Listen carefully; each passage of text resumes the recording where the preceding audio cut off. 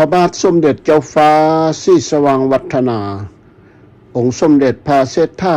ขัตติยสุริยวงศาภาคที่19ต่อจากภาค18เว้าแล้วพวกออกแห่งงานเป็นพ่อครัวไอเลี้ยง2 คน1พันเอกอำคาคาถาคันธมิไส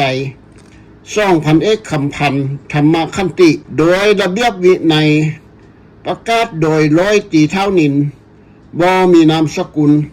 ในวันเดียวกันนี้มีเอกสารอ่านให้ฟังว่านักโทษทุกคนที่ทึกคุกคุมขังที่นี้ทึกปิดและปลดสิทธิ์เป็นพลเมืองดีแล้วทุกคนอยู่ใต้การควบคุมดูแลโดยกงเด็ดขาดและหอบด้านจากพนักงานคุมกันคุมทรงธรรมโลงพวกทหารคุมทรงบุคคลมีสิทธิ์เต็มที่ที่จะใช้ปืนยิงนักโทษได้ทันทีทุกเวลาในเมื่อมีผู้ได้ตอบโต้เที่ยงความหรือมีกฎเกณฑ์กฎการผิดพฤติการผิดต่อระเบียบของศูนย์กักกัน1ห้ามเด็ดขาดบ่ให้ผัวพันติดต่อกับครอบครัวศักดินาครอบครัวเจ้าชีวิตบ่ปากเว้าภาษาต่างดาวภาษาชนชาติชนเผ่าภาษาจักความเว้าได้แต่ภาษาลาวลุ่มและเว้าแหงบ่ให้เว้าสุบสิบกันอยู่ในหู2ห้ามเอาสังคมเก่ามาเผยแพร่และสมเทียบกันกับสังคมใหม่3ทุกคนต้องรับผิดชอบ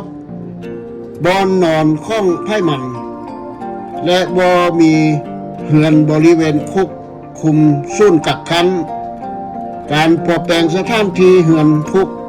ต้องแจ้งให้เจ้าหน้าที่ฮู้ก่อนจึงแปลงได้ห้ามเอาไฟเข้าในเหือนคุก4การผลิตทุกชนิดและการซิดซ่อนวิชาแม่นห้ามเด็ดขาดเว้นเสียแต่ทางการสั่งเท่านั้น5เวลาปากเว้าโอ้ลมกับพนักงานและพนักงานคุมทรงต้องนั่งกอดหัวเข่าก้มหน้าลงเวลาตอบหรือข้ามต้องเว้าโดยหรือเจ้าห้ามเข้าใกล้พนักงานเกิน3 เมตรและบ่ให้ไกลจากพนักงาน5 เมตรคำว่าโดยบ่ให้ว่าโดยขน้อยหรือขน้อยตอนแรงเวลา 19 โมงก่อนนอนและเวลา 5 โมงตื่นนอนตอนเช้าต้องให้เอิ้นชื่อไปออกแห่งงานทางไกลห้ามขึ้นเหือนพนักงานเหือนประชาชนบ่อย่างทานที่ชุมชนชุมนุมชนปวดทายหนักทายเบาต้องนั่งลงขออนุญาตแล้วจึงไปและบ่ให้ไกลจากพนักงานคุมทรงเกิน15 เมตรผู้ใดปฏิบัติได้จะได้รับนโยบายอภัยโทษและพรหนักให้เป็นเบาผู้ละเมิดจะถูกปฏิบัติวินัยตามระเบียบคล้ายศูนย์กักกันไม่เหตุสำหรับระเบียบของพระเจ้าแผ่นดินบ่ทราบแต่ว่าประตูเหือนคุกเปิดแต่7 โมงถึง18 โมงยามค่ำแลงก่อนออกแห่งงานในปี1975บ่ใน1977 1980ในปี1977 1980มีนักโทษจำนวน37 คนอยู่คุก A ที่เหือนคุกเบอร์ 1และเบอร์ 2พวกเขาอนุญาตให้ออกแห่งงานเพียงแต่5 คนเท่านั้นคือเช่นว่าไอเลี้ยงผู้ขวากินประจำมีพันเอกคำพันธ์ธรรมคันติและพันเอกอำคาคาถาคันธมิไสออกแห่งงานรวมหรือทั่วไป บ้าวภูมิบ้าวทองและบ้าวพิมพาบ่มีนามสกุลทั้งสามส่วนว่า32คนนั้นนับตั้งแต่มือที่ร้อยตีนินหัวหน้าคายคุกกักกันสุ่นหนึ่งมาประกาศในท้องเดือนมีนาปี1978นั้นมาพวกเข้าให้อยู่ในคุกมืดตลอด24ชั่วโมงอาทิตย์หนึ่งพวกเข้าให้ออกอาบน้ำเทื่อหนึ่งตอนแรงวันเศร้าเท่านั้นเวียกประจำวันไอเลี้ยงผู้ขอกินหุงข้าวและแกงกินข้าวแมนเจ้าข้าวเจ้าแมนเศษเลือส่งคำข้าวที่เสียคุณภาพแล้วตกโมทางเสียงหัวทางเป็นมอดข้าวที่เป็นมอดส่องมาอาหารลูกส่วนไล่แมนผักหญ้าธรรมชาติหญ้าที่บ่เคยเห็นส่วนผักที่ปลูกเอาแมนมีน้อยผักที่เอาพุ่นขี้ข้องเสลยสึกไซเป็นปุ๋ยต้มเมื่อกับเกลือถ้าเสลยสึกกินบอยานแต่พยาธิไล่คนเป็นเริ่มแต่วันที่28เดือนธันวาปี1978ถึงเดือนมิถุนาปี1980ทางพวกคณะคายศูนย์กักกันศูนย์ที่หนึ่งเอาสัตว์มาเลี้ยงมีควาย1ตัวมีหมู3ตัวส่วนเครื่องกระป๋องมีเบิกให้พอเป็นปกติอิงตามการช่วยเหลือจากโลกสังคมนิยมคอมมิวนิสต์ด้วยการให้ทหารมาช่วยเฉพาะในปี1978เท่านั้นและปี1979 5ปี1980แม่นบ่มีเลยการใช้สิทธิ์และอำนาจป้ายปืนบังคับเฉลยศึกของระบบเก่าที่เนาแม่นเป็นกลางแม่นบ่มีการปราณีจากคณะพรรคและรัฐประการใหม่สาธารณรัฐประชาธิปไตยประชาชนลาวนี่เลยและก็บ่เคยมีมาในครั้งประวัติศาสตร์ใดๆในท้องเดือนกุมภาและเดือนมีนาปี1978นั้นเมียเท่านินบ่มีนามสกุลจึงได้เอาแกนผักผมแกนผักผมและผักบงมาให้พวกเสลยศึกนำกันมาเป็นแนวปลูกเดือนเมษายน1978จึงได้พากันใส่ผักผมผักบงและมันก่อข้องประชาชนมาเป็นอาหารพวกที่เอิ้นว่าออกแห่งงานรวมภาษาใหม่ของระบบสังคมนิยมคอมมิวนิสต์มันยืนว่ากันทุกมือพวกออกแห่งงานรวมมือส่วนไล่แมนไป5ลั่ว5พื้นให้มันมีกลุ่มหมดทางคายคุกศูนย์กักกันหมายถึงกลุ่มทางเฮือนขัวของพนักงานและเฮือนขัวคนโทษเฉลยศึกของระบบเก่าในกลางภาคกลางเป็นเวียงจันทน์คนเข้าสร้างเดือนละประมาณ1ตนไก่จักไข่ศูนย์กักกันประมาณถึง700นัดการคนเข้าจำนวนนี้แม่นไปคนโตจากพวกคนโทษเฉลยศึกคายคุกกักกันศูนย์7ที่ส้มหาวได้คนมาป่าไว้ทางแบ่งเข้าคายศูนย์หนึ่งที่จุดที่กัดแล้วโดยบ่ให้พบพอกันเลยว่าแม่นไทยและพวกใดเอามาเป้าไว้ให้ถ้ามือใดมีคนเข้าพวกเข้าเอาไอเลี้ยงผู้ขวกกินและพวกอ้องแห่งงานรวมกันไปคนเฮ็ดให้เข้าเฮ็ดมันก็เฮ็ดนาแม่นเอาคนโทษจำนวน5คนนี้และทหารป้องกัน4-5 คนเฮ็ดซอยกันการเฮ็ดนาใช้ขวายไถและคาดปักดำและเกี่ยวเข้าแม่นแรงงานคนในจำนวนดังกล่าว พ้นเก็บเกี่ยวเข้าหนาคนโทษเฉลยศึกบ่ได้รับหยังจากการเก็บเกี่ยวนั้นเลย ในท้องปี 1979 ร้อยตีบุญใหญ่บ่มีนามสกุลถูกแต่งตั้งมาเป็นหัวหน้าคุมข้างคายกักกันส่วนหนึ่งได้เอาไก่แม่ลูกอ่อนมีลูก7 โตมาให้เลี้ยงทั้งเดือนมิถุนาปี 1980 ได้ไก่ทั้งหมดประมาณ70 โตเวลายกย้ายคนโทษไปขายในคุกกักกันสุ่น7เท้าใหญ่บ่มีนามสกุลเอาไก่ให้ค่ากิน2 โตเฉพาะแต่พวกออกแห่งงาน5 คนเท่านั้นส่วนเหลือแบ่งให้พวกทหารป้องกัน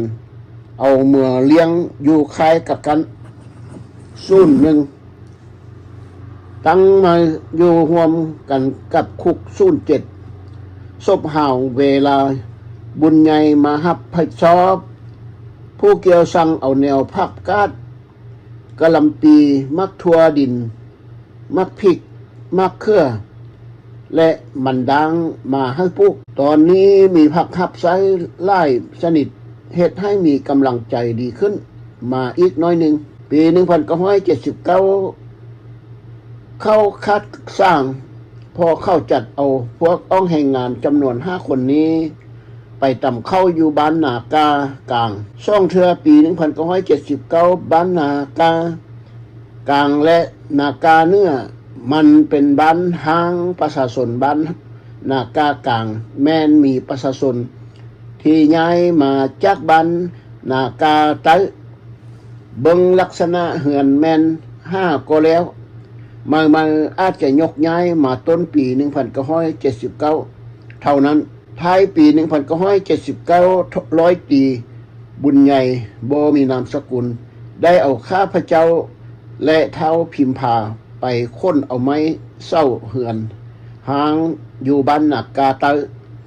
มาปลุกเหือนผู้เกี่ยวอยู่คายกักกันคุกสุ่น1คายคุกสุ่นดีภาคส่วนพระเจ้าแผ่นดินหรือองค์สมเด็จพระเจ้าฟ้าสีสว่างวัฒนาองค์สมเด็จพระเศรษฐาขัตติยะสุริยะวงศ์สร้าง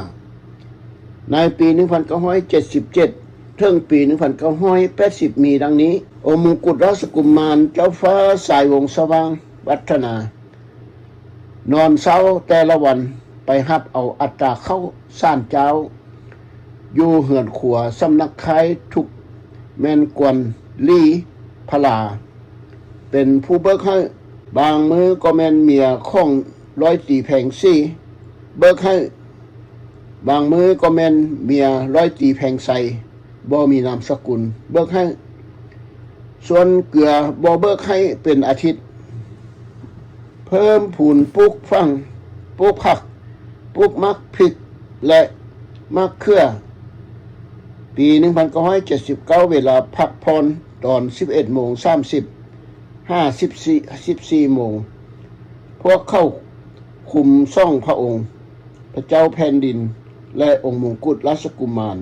ออกไปเสียหญ้าให้เข้าองค์อัครมเหสีเจ้าหญิงคำพุ้ยเป็นผู้แต่งกินพระเจ้าแผ่นดินสีสว่างวัฒนาซอยองค์มงกุฎราชกุมารบัวระบัดเครื่องปลูกเห็ดกอกดูดยาเวลาว่างพระองค์เพิ่นเก็บเอาก้อนหินเรียนกันเป็นบอนนั่งลิ้น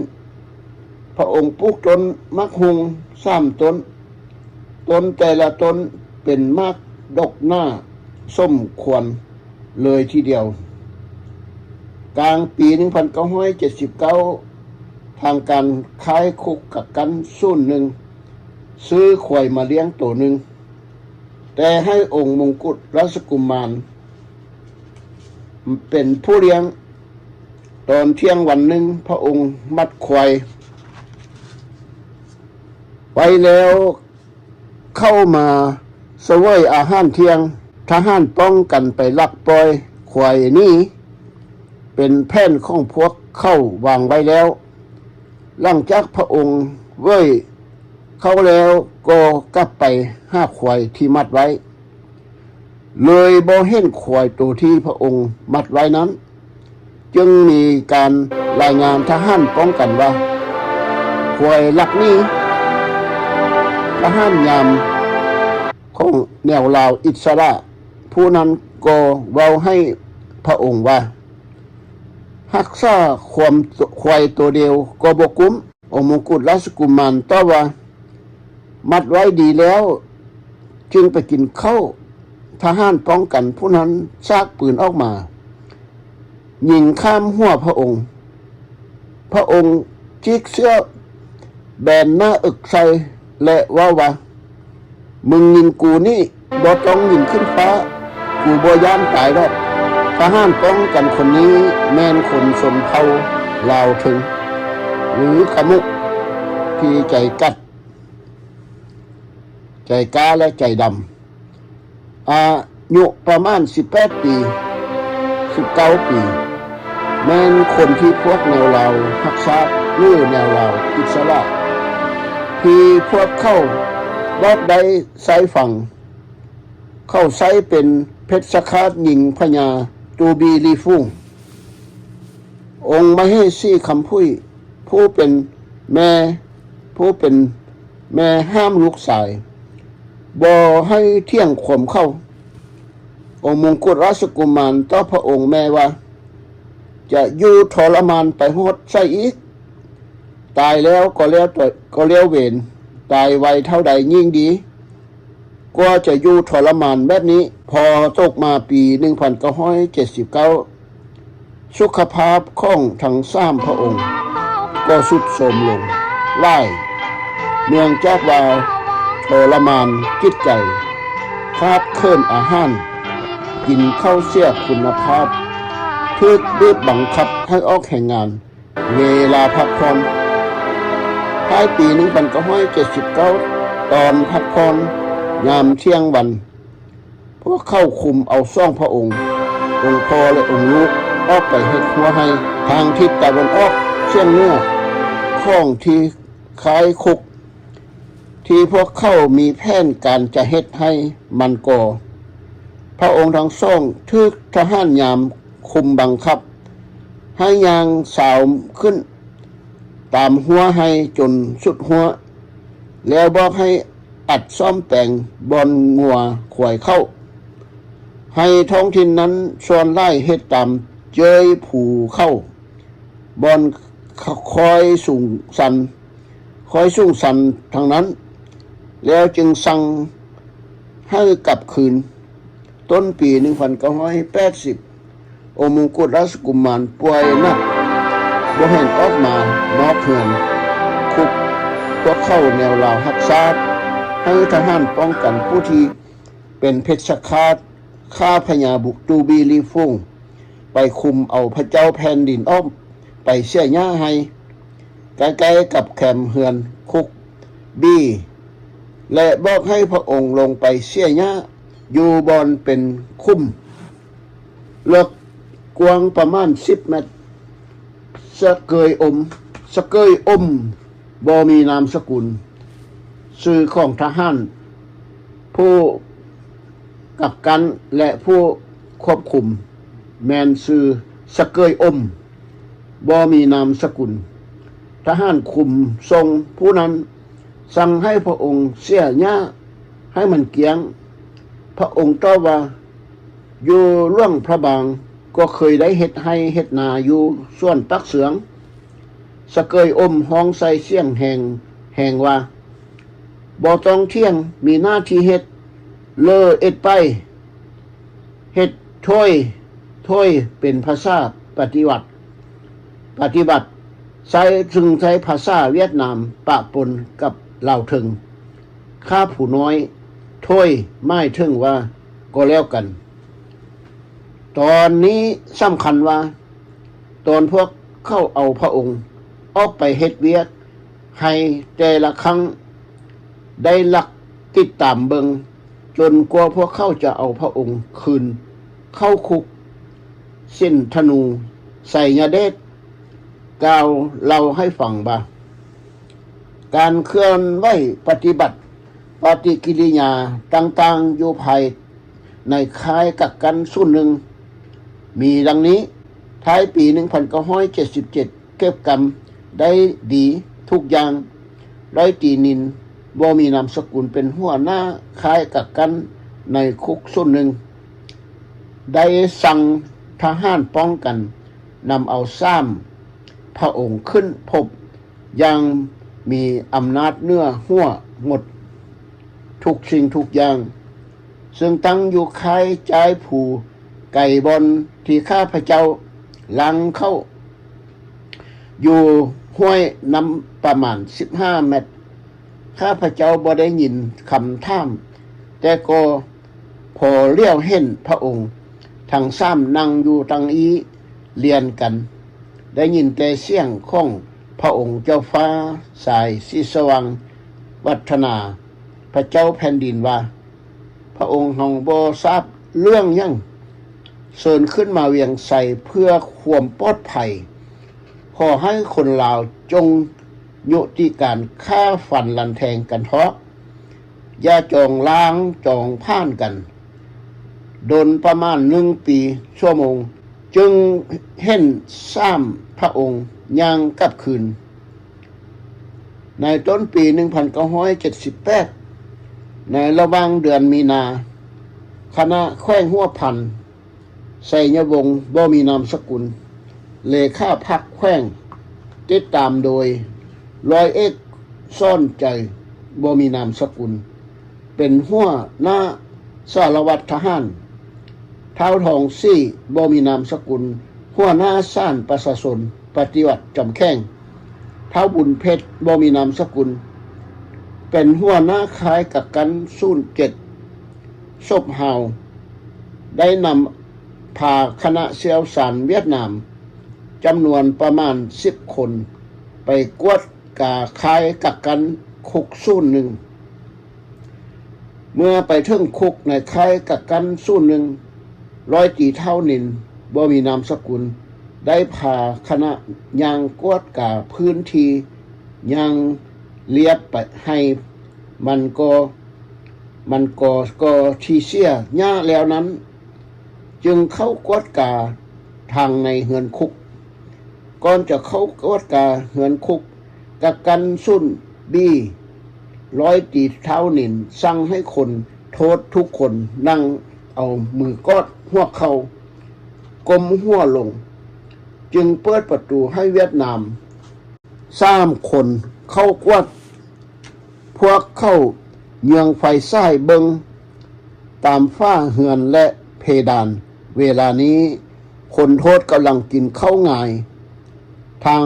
ข้างนอกเฮือนคุกก็มีจำนวนหนึ่งยังเรียบอ้อมเวียดนามคนหนึ่งที่ยืนอยู่ต่อหน้าระวังพลจัตวาการอินซี่เสียงมาและพลจัตวาทองพันกนกซี่ได้เว้าเป็นภาษาเวียดนามว่าอันโทยเราบอกให้กินข้าวเพราะคนเวียดนามคนนั้นอาจจะเห็น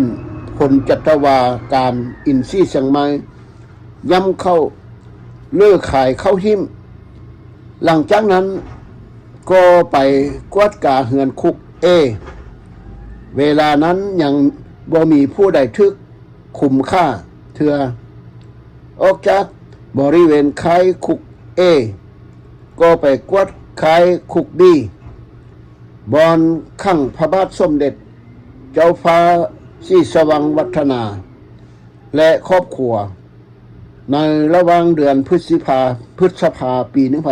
1978 พวกเขาได้เอาคุมค่าจำนวน3 คน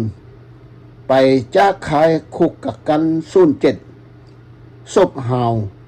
แล้วใส่คุกฆ่าพวกขังอยู่ในเฮือนคุกดังนี้คนผู้ที่1พญาตูบีลีฟุ้งผู้เดียวคนผู้ที่2พญาเพ่งพงศวรรณและพลตรีศิวิไลพันตรีศิวิไลบ่มีนามสกุล3คนที่3แม่นพลโทบุญปอนมากเทพลักษณ์และพลตรีผ้าสุขซ้อราชภักดิ์ ท้ายปี 1978 พญาตูบีลีฟุ่งเสียกำลังใจเป็นบาเสียแนวคิดจมไปโลโลเลยองระบบใหม่ระบบคอมมิวนิสต์ในลักษณะเสียดสีทางแขวงสำเนื้อได้ส่งพนักงานลาวสุ่งมงผู้หนึ่งชื่อว่าลาวมังไปติดตามเบิ่งในสภาพตัวจริงของพญาตูบีลีฟุ่งว่าเป็นบาแท้หรือติดตามหรือติต่างเฮ็ดพวกเข้ารวมกันเป็นภาษาลาวสุ่งลาวลุ่มปนกันภาษาลาวไม่ต้องใช้คำว่าภาษาไตลาวอย่างเดียวและบ่ให้ใช้ภาษาสนสันแบบใช้ลุมถึงสุ่งศัพท์ที่ถูกต้องแม่นลาวดินเพียงลาวดั้งเดิมลาวผู้ดอยดังนี้เป็นต้นแต่บอกให้แยกทุกชนเผ่าต้องเสมอภาพเท่าเทียมกันของภาษาราชนาการทางราชการลาวมาสาธารณรัฐไตลาวเป็นระบบการปกครองอันหนึ่งอันเดียวบ่มีไพ่แบ่งแยกได้พวกสอบถามได้เข้าใจว่าแม่นอบรมแนวคิดให้มีความทุนเทียงถ้าผู้ใดปฏิบัติระเบียบวินัยได้ดีและก้าวหน้าภาคและรัฐมีนโยบายอภัยโทษให้หลังจากเว้าลมกันประมาณ30นาทีผู้เกี่ยวกรณีไปแบบจะบ่ฮู้หรือว่าเข้าใจในด้านจิตศาสตร์ของคนนักโทษซะเลยซึกการเมืองแก้แค้นกันดีพ้นของการวางยาปราบพยาธิปัวเอาคนนับตั้งแต่มือทึกจับเดือนตุลาปี 1977ถึงเดือนมิถุนาปี 1980 ซึ่งมันเป็นเดือนยกย้ายออกจากค่ายกักกันคุก01บ้านนากาเนื้อไปอยู่คุก01ตั้งใหม่อยู่บริเวณค่ายคุกกักกัน07ซบเฮารวมเป็น2ปีกับ8เดือนพ้นของการวางยาปราบพยาธิปัวเอาคนเป็นแนวได้เพียงแต่2ปีกับ8เดือนคนโทษที่ทึกคุมขังอยู่ค่ายกักกัน01บ้านนากาเนื้อจำนวน40 คนเสียชีวิตไปแล้ว24 คนยังเหลือ16 คนและเป็นหยังหรือเป็นด้วยเหตุอันใดจึงตายหลายปานนี้คำตอบก็คือว่า2ปีกับ8เดือนที่ทึกทรมานด้านจิตใจทึกคุมขังอยู่คุกมืดตลอด24ชั่วโมงอาทิตย์หนึ่งออกอาบน้ำเทื่อนึงกินข้าวเจ้าเสียคุณภาพกินข้าวบ่อิ่มอึดยากขาดเคินอาหารและยาปิ่นปัวพยาธิทั้งห่างกายจอยพร้อมยังแต่นั่งติดกระดุกหมดแหง พยาธิเข้าแทรกแซงและเบียดเบียนอายดินจูบพอหานนอนข้องเหือนคุกซุ่งจากหน้าดินเพียงแต่15 เมตรนอนบ่มีมงยุงกินประมาณ1 เดือนนอกจากคำตอบดังที่กล่าวมาข้างถึงนี้แล้วพวกเขายังได้เสียมซ่อนให้ทหารสนเผ่าลาวถึงอายุในราว16-57 ปีไปย่างอ้อมเหือนคุกดาวาโจมตีทางด้านแนวคิดมีห้อยอันพันแนวตัวอย่างอ้อมเหือนคุกบางอันมีดังนี้พวกสูเป็นคนค่ายซัดทรยศต่อซัดต่อประชาชนเป็นลูกแร่งตีนมือจักรพรรดิอเมริกาตีนซีมือซีบ่ออกแห่งงาน กดขี่คูดฮีดประชาชนเดี๋ยวนี้ประชาชนเป็นผู้ได้ใส่ชนะลบล้างทิ่มหมดระบบศักดินานายทุนอยากพูดอยากอยู่นำประชาชนต้องเปลี่ยนแปลงแนวคิดเก่าอันเนาแม่นเอาแนวคิดมาออกแห่งงานปฏิบัติระเบียบวินัยให้ดีภาครัฐมีนโยบายอภัยโทษให้เพียงแต่303 วันที่ทึกอยู่ในคุกศูนย์หนึ่งบ้านนากาเนื้อก็มีล้มตายไปอย่างน่าสมเพชเวทนาแท้ๆดังพวกท่านจะได้อ่านจะได้ฟังไว้เป็นบทเรียนอันแสนแซ่บชีวิตสังคมมนุษย์การเมืองโฮมลาวสร้างสันติภาพอันที่เฮาเอิ้นว่าพ้นสะท้อนจากย้อนจากสัญญาเจนีวาและสัญญา3ฝ่ายเจ้าจอมและบั้นสุดท้ายสัญญา2ฝ่ายของรัฐบาลกลาง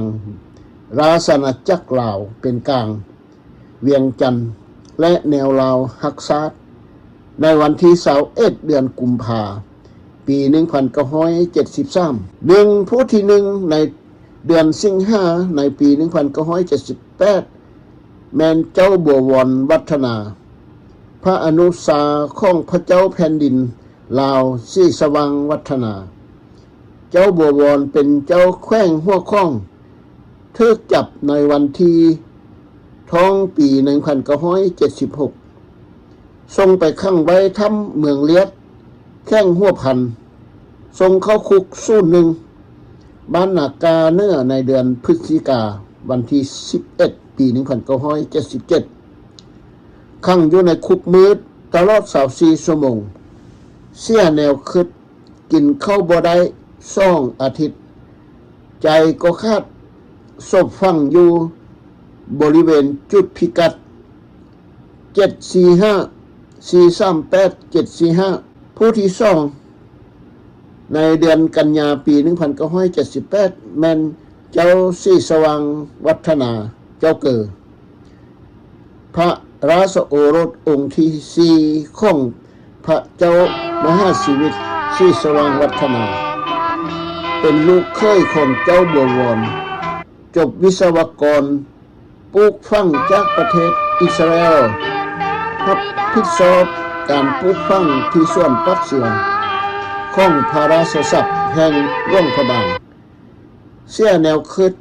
กินข้าวบ่ได้เสียใจที่องค์พระราชบิดาและองค์พระราชมารดาและองค์มงกุฎราชกุมารทึกเข้าคุกย้อนทึกการเมืองอิงตามสัญญาสันติภาพย้อนเสื้อฟังความโอ้ลมของเจ้าอายเจ้าน้องวังหน้าเจ้าสุวรรณภูมิและเจ้าสุภานุวงศ์เป็นผู้หัวหน้ากลุ่มการเมืองสิ่งที่น่าแปลกประหลาดมี ก่อนใจคาดมีงูเห่าตัวหนึ่ง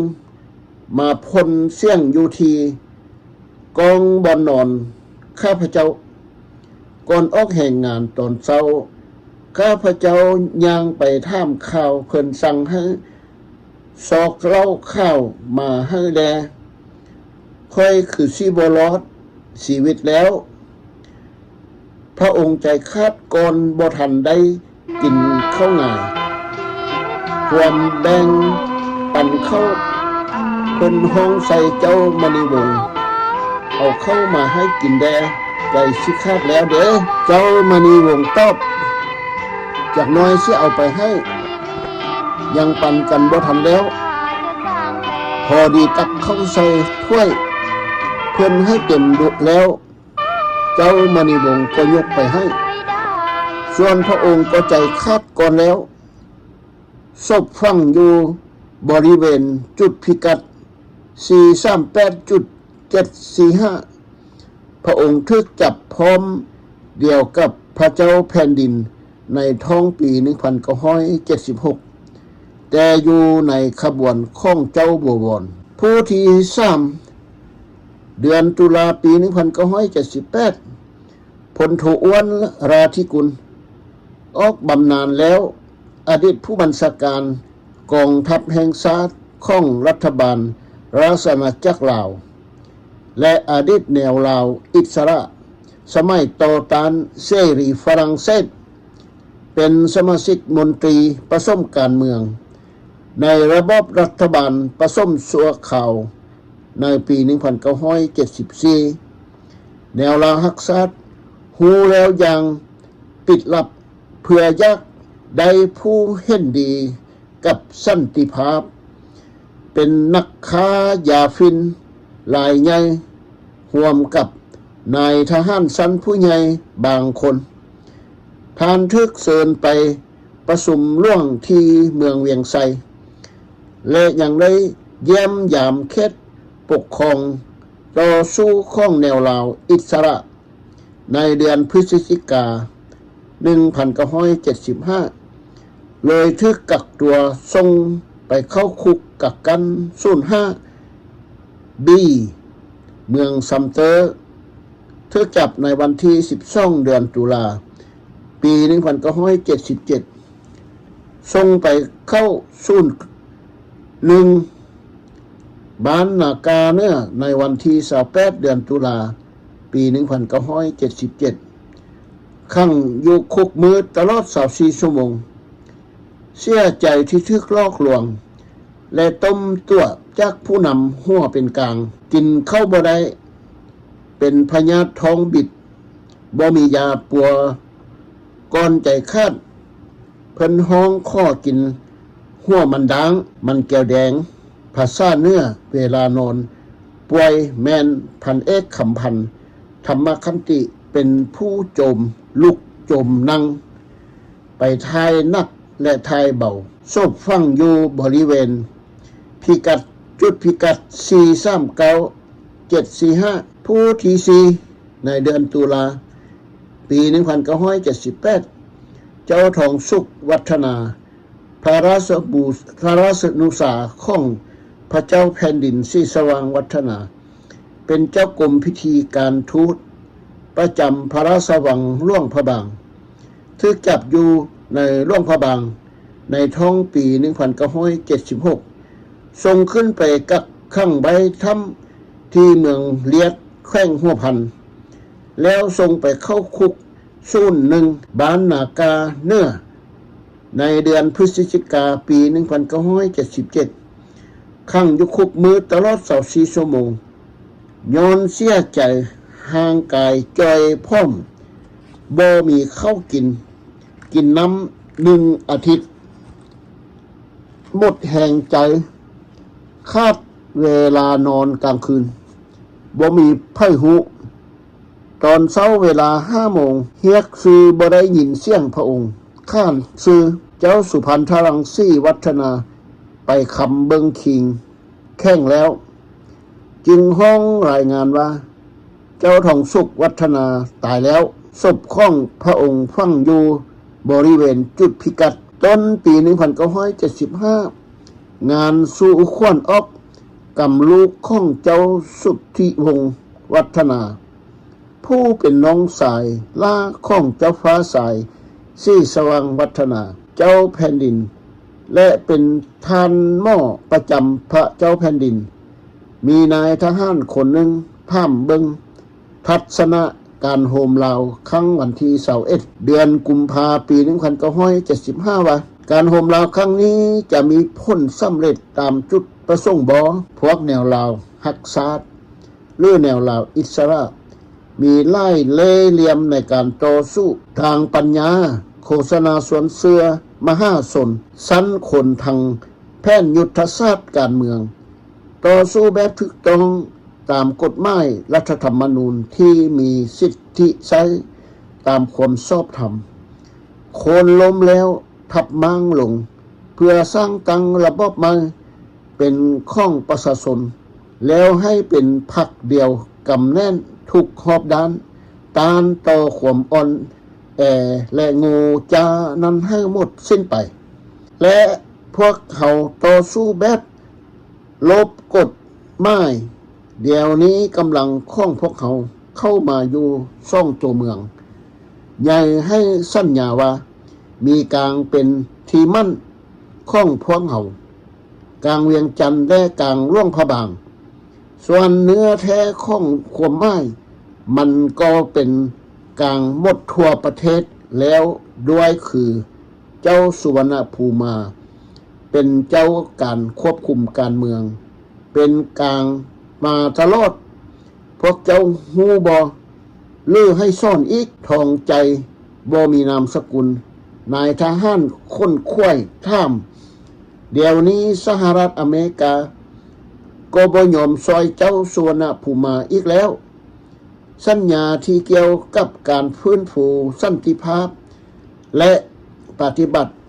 ความถูกต้องปรองดองชาติอยู่ในลาวมีแต่สองฝ่ายเช่นกันบ่มีฝ่ายขั้วหรือฝ่ายเสรีเส้นร่วมนำบ่มีต่างประเทศใดๆที่ได้เส้นนำมีแต่สองฝ่ายเกี่ยวข้องเท่านั้นเจ้าฮู้บ่14ประเทศที่ค้ำประกันความเป็นกลางของเรามีไผเว้านำพวกเจ้าผู้นำของฝ่ายเป็นกลางนายและพลทหารข้าราชการที่ถือว่าความเป็นกลางนั้นมันโง่จ้าลาลั่งเทิกบ่แม่นบ่หรือเจ้าฮู้บ่ว่าเป็นแนวใดเจ้าทองสุขวัฒนาตอบว่าทางพระราชวังเชื่อมั่นอย่างตายใจว่าประเทศมหาอำนาจเช่นสหรัฐอเมริกาอังกฤษฝรั่งเศสโซเวียตและจีนแผ่นดินใหญ่และหลายประเทศก็รับรู้พื้นแผ่นดินอันครบถ้วนของพระราชอาณาจักรลาวและพระองค์ก็เห็นพร้อมในการสร้างความถูกต้องปรองดองชาตินี้แม่นคำตอบของเจ้าทองสุขวัฒนาพระราชเลขากรมพิธีการทูต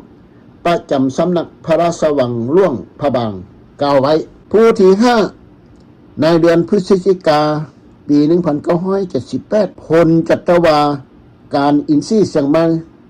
อธิบดีกรมยุทธการประจำกองบัญชาการสูงสุดกองทัพแห่งชาติมีพยาธิซ้ำเหือเบาหวานกินข้าวบ่อิ่มห่างกายจอยพร้อมมีแต่นั่งติดกระดุกถูกขังไว้ในห้องมืดตลอด24ชั่วโมงเสียชีวิต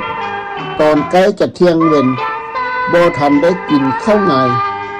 สุดฝังอยู่บริเวณจุดพิกัด 438.745 ผู้ที่6ในเดือนพฤศจิกาปี1978พลจัตวาเท่าหลีนิธินิสาอธิบดีกรมการข้าวประจำกองบัญชาการสูงสุดกองทัพแห่งชาติและผู้บัญชาการกรมทหารรัฐและปีถูกเข้ายึดโมงโลเร็กตั้งแต่มือทึกจับในท้องปีเดียวกันนายทหารข้องฝ่ายแนวราวรักษาประจำกองป้าปามศูนย์กลางเอาโมงน้อยหนึ่งมาท่าม5เจ้าข้องอ้างเหตุผลว่าโมงน้อยนี้เข้ามังแปลงแล้วเด้อมันบ่เดินผลจัตวาเท้าหลีฤทธิลือสาหับว่าแม่นข้องตนนับแต่วันนั้นมาเท้าหลีกินข้าวบ่ได้และนอนบ่หลับเสียแนวคิดป่วยยืนบ่เจ็บบ่ไข้ห่างกายจอยพร้อมลงทุกมื้อทุกวันใจคาดตอนกลางคืนศพของผู้เกี่ยวฝังอยู่บริเวณพิกัด 438.745 ผู้ที่7มาในปี1978พญาบงสุวรรณวงศ์อดีตประธานสภาห่างกฎหมายรัฐธรรมนูญปี1947อดีตผู้แทนราษฎรแข้งเวียงจันทร์ประธานพรรคลาวร่วมสัมพันธ์มีลูกชายชื่อเท้าบุษบงสุวรรณวงศ์สังกัดอยู่ในพรรคประชาชนปฏิวัติลาวเป็นหัวหน้าธนาคารแห่งชาติลาวข้องรัฐบาลสุดทำอิฐข้องไก่ซ่อนพรหมวิหารข้องระบบใหม่ จับไปเข้าคุกสำเคในปี1976และทึกส่งไปขังอยู่ถ้ำเมืองเลียดแข้งหัวพันเดือนพฤศจิกาปี1977ทึกส่งไปขังอยู่คุกศูนย์หนึ่งบ้านนากาเนื้อกำลังใจยังดีแต่ขาดอาหารและยาบำรุงห่างกายจอยพร้อมก็อ่อนเพลียก่อนใจจะขาดทานทายนักบ่ได้อาทิตย์หนึ่งพลจัตวานุ่เพชรดาวเฮืองได้เป็นผู้ล้างท้องให้จึงฟื้นตัวหู้ความคนและต่อมา3 วันจึงใจคาดศพฝังไว้อยู่บริเวณจุดพิกัด 438.745 ปี1979ท้ายปี1979ร้อยตีเท่านินบ่มีนามสกุลหัวหน้าคายกักกันคุกศูนย์หนึ่งเกิดเป็นพญาศักดิ์เป็นบามู่โยนบาปกรรมของผู้เกี่ยวเลยทึกยกย้ายไปประจำการอยู่โรงนายสิบทหารลาบที่ห้างรองเมืองเลียดแข้งหัวพันและตายในปี1982โดยพญาติของผู้เกี่ยวเองบาปกรรมนำสนองของทหารแนวลาวอิสระผู้นี้ในปี1979ทางแข้งหัวพันได้แต่งตั้งให้เท้าบุญรอดบ่มีนามสกุลนายตำรวจบ่ทราบชั้นคนเผ่าไตดำให้มาเป็นหัวหน้าคายคุกกักกันศูนย์หนึ่งผู้เกี่ยวช่วยโอกาสค้าค่ายนำนักโทษเสลยศึกนักดื่มเหล้าเมายาทางมักเล่นเศร้าเก่งมาประจำการอยู่ค่ายศูนย์หนึ่งได้ประมาณ2-3 เดือนก็เลยทึกยกย้ายออกไปเฮ็ดบ่อนอื่นพอผู้เกี่ยวมักจะบอกรายงานลับๆให้สู่เสลยศึกหูนอกหูในเวลาเล่าเข้าปากแล้วทางศูนย์กลางพรรคประชาชนปฏิวัติลาว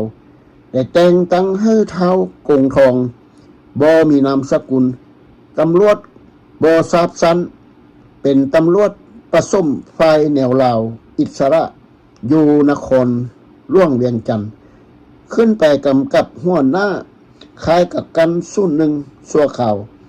ผู้เกี่ยวเป็นคนไตแดงเกิดอยู่บ้านนาคำบ้านเมืองแอดเมืองเสียงคอแข้งหัวพันเท้ากงทองบ่มีนามสกุลเป็นคนมักใหญ่ไฟสูงแบบสบับสะบนของคนบ่เคยผ่านการศึกษามนุษยธรรมใช้อำนาจบาดใหญ่ปาเถือนของพรรครัฐนั้นและหน้าที่ห้าเงินนำคนโทษเสลยศึกผู้ใดจะทึกปล่อยหรือคดีต่อบ่นักพญาตูบีลีฟุ้งพญาเพ็งพงสวรรค์พลโทบุญปอนมาร์คเทพลักษณ์พลตรีผ้าสุขซ่อรัศภักและพันตรีศิวิไลก็ทึกคุมค่าและเบียบเล็กในเวลาที่เท้ากงทองบ่มีนามสกุลไปประจำการอยู่คายคุกกักกันศูนย์หนึ่งและมีมือฆาตกรสนเผ่าเหล่าถึงขมุมีอายุประมาณ 35-40 ปีในปี1989นั้นเห็นผู้เกี่ยวและครอบครัวไปอยู่บ้านศพหาวมูเสลยศึกคนโทษนำกันคนพื้นท่านแข้งหัวพันเว้าสู่ฟังว่าผู้เกี่ยวแมนฆาตกรที่แข้งหัวพันส่งมาประจำอยู่เขตเมืองเสียงคอในเดือนเมษาปี1979พญาตูวีลีฟุ้งทึกยิงตายก็เมนในสมัยเท้ากงทองบ่มีนามสกุลและฆาตกรคนนี้และไปประจำการอยู่คล้ายกักกันเสลยศึกศูนย์หนึ่งและต่อมาทั้ง2 คนจึงทึกยกย้ายออกจากคล้ายศูนย์หนึ่งไปประจำการอยู่คล้ายกักกันเสลยศึก07ที่ศพหาวแม่นเท้าบุญใหญ่บ่มีนามสกุล ถูกยกย้ายจากศูนย์สัมมนาสัพพทุกข์ศพปานไปเป็นหัวหน้าค่ายคุกกักกันสเลศึกศูนย์หนึ่งประกอบคณะรับผิดชอบดังนี้1รับผิดชอบรวม100 ปีบุญใหญ่บ่มีนามสกุล2รับผิดชอบการเมือง3พองการเมือง4รับผิดชอบการทหาร5พองการทหาร6รับผิดชอบเศรษฐกิจขอเท้าทองซี่บ่มีนามสกุลขอเท้านู่ทองบ่มีนามสกุลงอเท้าแพงใส่บ่มีนามสกุลจอเท้านู่ใส่บ่มีนามสกุลสอเท้าบุญเลี้ยงบ่มีนามสกุลส่วนบ่มีนามสกุลเหล่านี้ได้เป็นพวกเผ่าขมุกเผ่าเหล่าถึงที่บ่มีนามสกุลมีแต่ชื่อเว้ากันง่ายๆเอื้อนกันง่ายๆในระยะที่เท้าบุญใหญ่ไปรับผิดชอบหน้าที่นี้ผู้เกี่ยวเป็นคนอายุประมาณ 45-50 และเคยได้อยู่ร่วมกับพวกสัมมนากับพวกเสลยเสือกการเมืองศพปานฮู้จักแนวคิดจิตใจของพวกเสลยเสือกที่ทึกอบรมแล้วโดยดัดสร้างแนวคิดและการกระทำนั้นดีการปกครองในค่ายกักกันคุกจึงโยกยานแล้วอนุญาตให้เลี้ยงไก่และขยายการเพิ่มพูนซึ่งผู้เกี่ยวเองเป็นผู้เอาแนวผักหลายชนิดจากศพปานไปให้ปลูกฝังเช่นว่าผักกะหล่ำปีผักตังโอผักกัดโฮผักสลัดมักทั่วดินมักพริกมักเขือในระยะนี้ชีวิตกันอยู่กินข้องพวกขายคุกส่วนหนึ่งรู้สึกว่าใครกว่าที่ผ่านมาเอาควายมาฆ่ากิน1 โตหมู2 โตเวลาคาดสินบ่มีเครื่องกระป๋องเบิกให้เป็นประจำในปี 1980เท้าบุญใหญ่บ่มีนามสกุลบ่ได้ประจำอยู่ค่ายกักกันคุกส่วนหนึ่งเป็นปกติเห็นเที่ยวไปเที่ยวมาเรื่อยๆผู้เกี่ยวเที่ยวไปเบิ่ง